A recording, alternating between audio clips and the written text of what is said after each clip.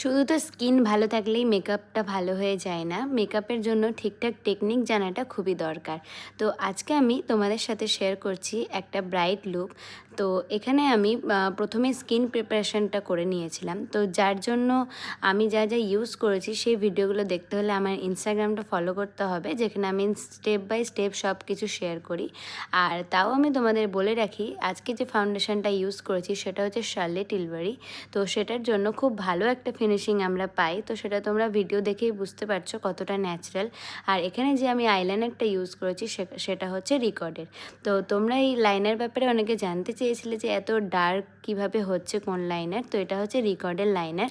তো আমার তো ভীষণ ভালো লেগেছে, তোমাদের কেমন লেগেছে সেটা অবশ্যই জানিও। আর এই ফুল লুকটা তোমাদের কেমন লাগছে সেটাও কিন্তু অবশ্যই বলো।